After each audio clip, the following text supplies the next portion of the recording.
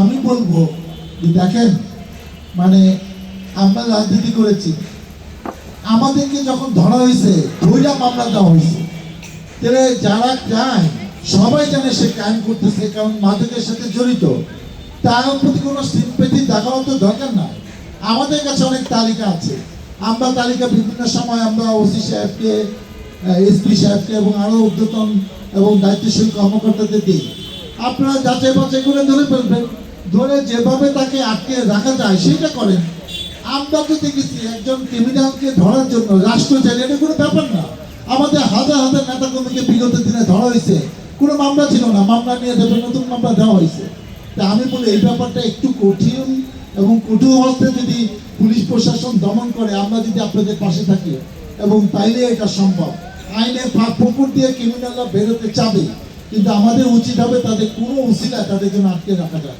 আমি বলবো তাদের প্রতি কোনো সহানুভূতি আমরা এবং পুলিশ বিভাগ যেন না দেখায়, এবং যারা মাদকের দিলে আমরা তালিকা দিলে তাদের গতিবিধি আপনারা ফলো করে অন্য মামলা ধরে কিছুদিন রাখলে তো এলাকায় মাদকটা কমবে। এই ব্যাপারে আমি সবার সহযোগিতা চাচ্ছি, যাতে এই ব্যাপারটাও তাদের গুরুত্বপূর্ণ অধ্যায় হিসেবে বিবেচনা করে আগামীতে অভিযানের সময় যেন তারা এটা মাথায় রাখে। তারা ডাটে ফাটে ভালো গাড়িতে করতেছে, দামি মোবাইল ইউজ করতেছে, তার সাথে তো মাদক থাকবেই না। তাই বলে সে কি ধরাছোঁয়ার বাইরে? এই কোনো না কোনো সময় সে কাম করে, কোনো না কোথায় সে টাকা পয়সা লেনদেন করে, কোনো একটা ওসিলা ধরে রাখেন মোবাইল ট্র্যাকিং করে। আমরা এটি আপনাদের কাছে প্রত্যাশা করি। অনুরোধ করবো মানে পুলিশ সুপার ঢাকা মহোদয়কে, সেটা হলো অন্য জায়গায় পর্যায়ক্রম হোক, জামগড়াতে যদি একটা নিয়ম করা যায় যে যেখানে যেখানে ভাড়াটিয়া থাকবে, বাড়িরা থাকবে, একটা ছাপানো প্রেসক্রাইব ফর্মে তাদের ইনফরমেশন দেবে, মোবাইল নাম্বার, সে তার এখানে সে কি পেশা করে, তার বয়স কত, তার ভোটার আইডি, এগুলা নিয়ে যদি করে, হয় কি যারা ক্রাইম করতেছে মাদকের সাথে জড়িত তারা কিন্তু এইসব ইনফরমেশন দিতে চাবে না। ইনফরমেশনটা থানায় মানে রিজার্ভ থাকবে, তাইলে কিন্তু সবাই ভয়ের মধ্যে থাকবে। এবং বাড়ি এলাকায় বলা হবে যে আপনার কোনো ভাড়াটা যদি ক্রাইমের সাথে জড়িত ধরা পড়ে, আপনাকেও আইনের আওতায় আসতে হবে, জবাবদিহি করতে হবে। এইটা যদি জামগড়া ভয়ে অর্ধেক ঝামেলা এমনি কমে যাবে, তারা এখানে আর বাড়ি ভাড়া নিয়ে থাকবে না। তো এই নিয়মটা একটা প্রেসক্রাইব ফর্ম পুলিশের কাছ থেকে যদি দেওয়া হয় আনুষ্ঠানিকভাবে, আমরা এসে যদি একবার দিয়ে যাই, আমি সে হচ্ছে সবাই সহায়তা করবে, তখন এইভাবে হয়তো আমরা ক্রাইমগুলোকে কমাতে পারবো। ভয়ে অর্ধেক হয়ে যাবে। ঢাকায় কিন্তু উত্তরা অনেক জায়গায় কিন্তু এই নিয়ম এখন আছে, পুলিশের কাছে তথ্য আছে কোন বাসে কে ভাড়াটিয়া থাকে, এবং মোবাইল নাম্বার সঠিক হইতে হবে। কেউ মোবাইল নাম্বার ভুল দিলে এটার জন্য তাকে ক্রাইম হিসেবে ধরা হবে এবং তাকে এর জন্য গ্রেপ্তার করা যাবে। এরকম কিছু করলে দেখবেন যে আমরা অনেক ভালো থাকতে পারবো। ধন্যবাদ। বিসমিল্লাহির রহমানির রহিম। এই ঐতিহ্যবাহী এই জামগড়া এলাকায় ফ্যান্টাসি কিংডমের সামনে কিশোর গ্যাং, মাদক, ইফটেজিং বন্ধ, সন্ত্রাস, চাঁদাবাজি নির্মূল ও আইন শৃঙ্খলা উন্নয়ন কল্পে আজকে এই সভার সম্মানিত সভাপতি পুলিশ সুপার ঢাকা শাইমা পারভিন, উপস্থিত আছেন রাকিবুল হাসান এডিশনাল এসপি সাভার সার্কেলে, যিনি দায়িত্বে আছেন তরিকুল ইসলাম ওসি আশুলিয়া, এবং উপস্থাপনা মোহাম্মদ আলাফুল ইসলাম এডিশনাল এসপি, অন্যান্য পুলিশ কর্মকর্তা, রাজনৈতিক দলের নেতৃবৃন্দ, উপস্থিত সুধীমণ্ডলী, এলাকাবাসী, আসসালামু আলাইকুম। আমরা আজকে দেখেন মূল অনুষ্ঠান কিন্তু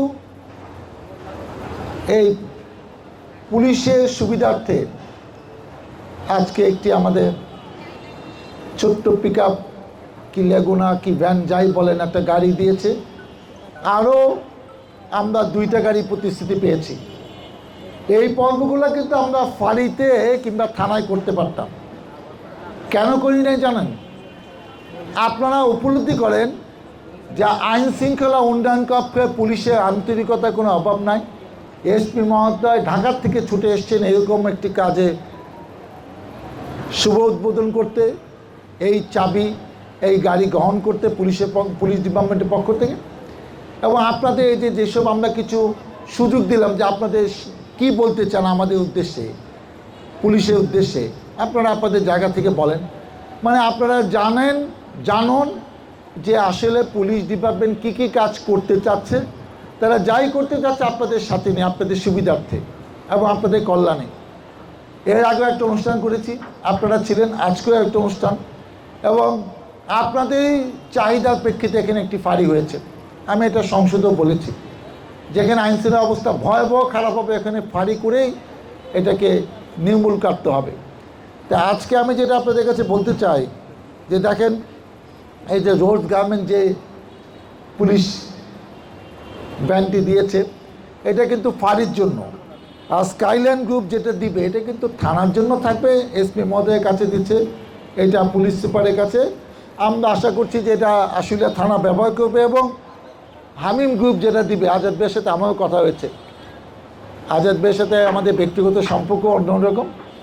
আমি আশা করব যে মানে এই রোজ গার্মেন্টস, স্কাইল্যান্ড গ্রুপ আর হামিম গ্রুপতে এক না, তারা যেন ডাবল ক্যাবিনেটওয়ালা একটা আমাদের বড় ভালো একটা মানে গাড়ি দেয়, যাতে এই কাজে ভালো লাগে।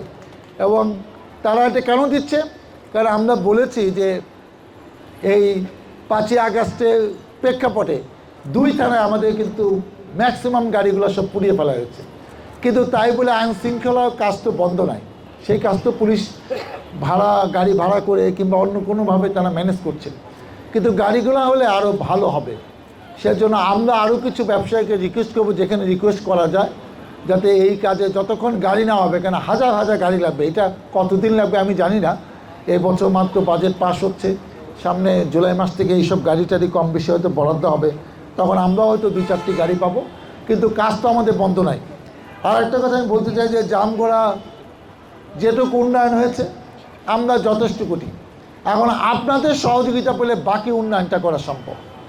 আমি কিশোর গ্যাংয়ের ব্যাপারে একটা ব্যাপার বলতে চাই, সেটা হলো এরা এখনও এলাকায় আছে, এরা কম বেশি সংঘবদ্ধ আছে এবং এরা আপনাদের সাথে মিশেই আছে। মিশে মানে আপনাদের সাথে খাতির আছে তা বলি না। আপনারা যে রেস্টুরেন্টে আড্ডা দেন, যে দোকানের পাশে আপনারা গল্প করেন, তার আশেপাশে তারা থাকে। একটা নিয়ম যদি আমরা করতে পারি যে থাকুক, রাত 11টার পরে এইসব আড্ডা টাড্ডা রেস্টুরেন্টে চাটা খারা আপনারা কমিয়ে দেন, করেন না, কয়েক মাস আমাদের সুযোগ দেন, 2-3-4 মাস। দেখবেন যে এরা, কারণ এদের কাজগুলো তো রাতে বেলা, এদের তো দিনে কোনো কাজ নাই, এরা সারাদিন ঘুমায় 12টা, 1টা, 2টা, 3টা পর্যন্ত, তারপর সন্ধ্যার পরের থেকে আবার রাত 2টা, 3টা পর্যন্ত তাদের আড্ডা, গল্প, যোগাযোগ এগুলা করে মোটরসাইকেল নিয়ে। তো এই কাজগুলো যদি কমিয়ে দিতে পারেন, তখন পুলিশ সন্দেহজনকভাবে রাস্তায় যখনই দেবে ইয়াং ছেলে পেলে মনে করবে যে তো কিশোর গ্যাং হইতে পারে, তাহলে জিজ্ঞাসাবাদ করবে, প্রয়োজন মনে করে সন্দেহ হলে ফাঁড়িতে নিয়ে যাবে, থানায় নিয়ে যাবে। আপনাদের সহযোগিতা চাচ্ছি, আপনারা কিছুদিনের জন্য, এটা ক্রাইসিস একটা মোমেন্ট, আপনারা যদি সত্যি পুলিশের কাছ থেকে চান যে আইন শৃঙ্খলা ব্যাপক উন্নয়ন হোক জামগড়াতে এবং অন্য অন্য জায়গাতে, আপনাদের পুলিশের কথা আমাদের কথা শুনতে হবে। আপনারা সেই কাজটা করেন, তাইলে কাজটা সহজ হবে। কারণ আমি নিশ্চিত ওরা রাতে, যেহেতু যারা সারাদিন ঘুমায়, ওরা রাতেও বাসায় ঘুমাবে না, ওরা বাসা বাইরে আসতে বাধ্য হবে, তখন তাদের আইডেন্টিফাই করতে সুবিধা হবে। এবং আমি বিশ্বাস করি যে হাঁটি হাঁটি পা করে আরও কিছু গাড়ি এবং আরও কোনো ব্যাপার আছে, যে আইনটা যখন সংশোধন হয়ে যাবে, যখন ওই ডিলারদের ধরা শুরু হবে, দেখবেন যে এখানে কোনো মাদক কেউ সেবনও করবে না, মাদক খুঁজেও পাওয়া যাবে না। একটু অপেক্ষা করেন কয়েক মাস, আমরা বিশ্বাস করি আপনাদের যে অ্যাওয়ারনেস রয়েছে, আজকে জামগড়া কী অবস্থা ছিল, এবং এটা পরিকল্পিতভাবে বিগত 17 বছর এটা তৈরি করা হয়েছে। কেন? যে আমার অনেক ক্ষমতা, আমার লোকগুলাকে পালতে হলে কী করবো, তারা মাদক ব্যবসা করো, যা তোকে আমি আনঅফিসিয়ালি লাইসেন্স দিয়ে দিলাম। একজন চেয়ারম্যান, আওয়ামী লীগের নেতা, যুবলীগের নেতা, তারা যদি এইভাবে একটা এলাকায় সন্ত্রাসের রাজত্ব কায়েম করে এবং পয়সা দিয়ে, টাকা দিয়ে 100-200 অস্ত্র কিনা দেয় যে এটা আমার বাহিনীর অস্ত্র, এদের কাছে থাকবে, তাহলে এই এলাকাটা খারাপ হইতে বাধ্য, এবং তাই হয়েছে। এখন কিন্তু কোনো মাপ পাবেন না, যারা অস্ত্র নিয়ে আসেন তারা আরও বিপদে। মাদকে তো জামিন টামিন পান 2-1 মাস 3 মাস পরে, অস্ত্র নিয়ে গেলে কিন্তু জামিন পাবেন না, আপনি কিন্তু হয়তো জেলে হয়ে যাবে 7 বছর, 10 বছর, 15 বছর। মনে রাখেন যে এই যে কষ্ট করে কিনে এতদিন রক্ষা করে রাখছেন, আপনারা ভালো হয়ে যান, অনেক সুযোগ আছে, আমরা অনেককে চাকরির ব্যবস্থা করে দেবো, কাজ করার সুযোগ করে দেবো।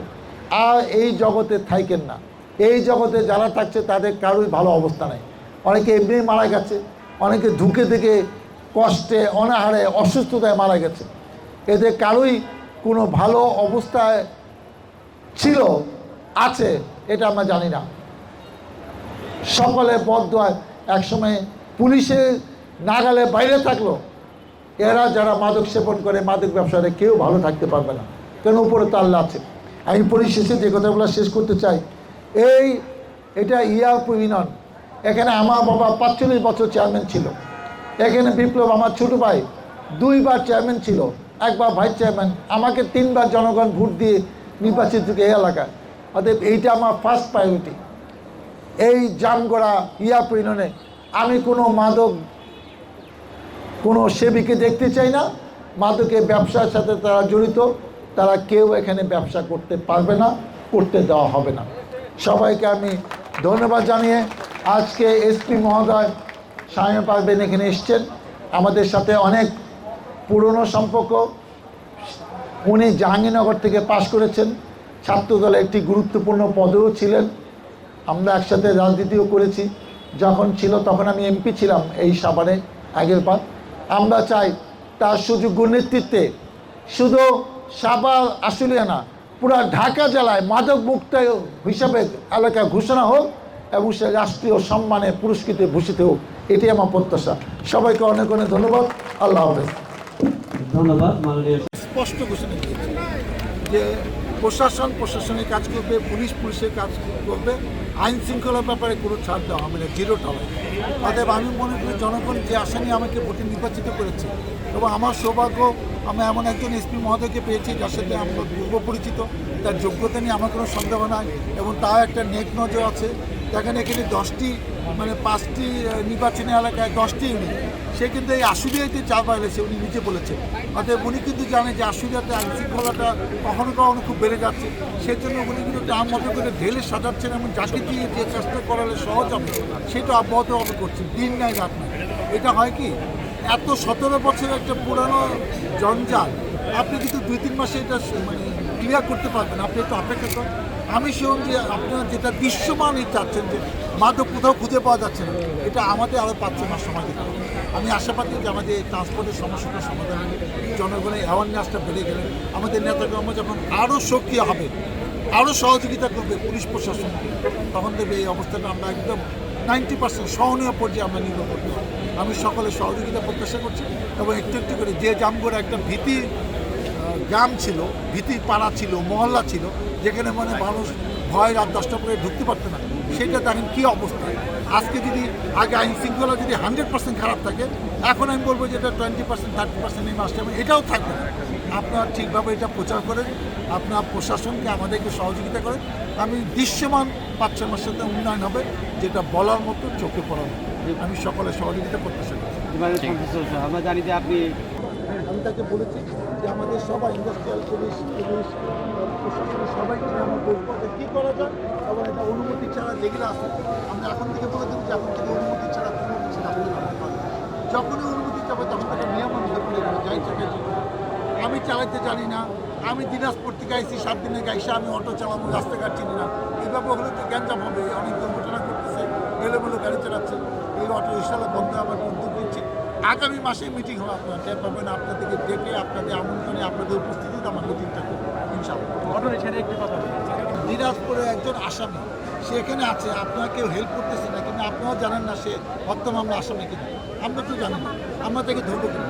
কিন্তু সাভারে যারা আসামি তারা ঘুরে বেড়াচ্ছে, এরকম একটা উদাহরণ আপনার দিতে পারবে না। দেন সে ঘুরে বেড়াতে পারবে না, সাথে সাথে অ্যারেস্ট হবে। আমি দায়িত্ব নিয়ে বললাম, কারণ পুলিশকে মেসেজ দেওয়া আছে, উপর থেকে দেওয়া আছে, আমি লোকালিও দিয়েছি। ঠিক আছে।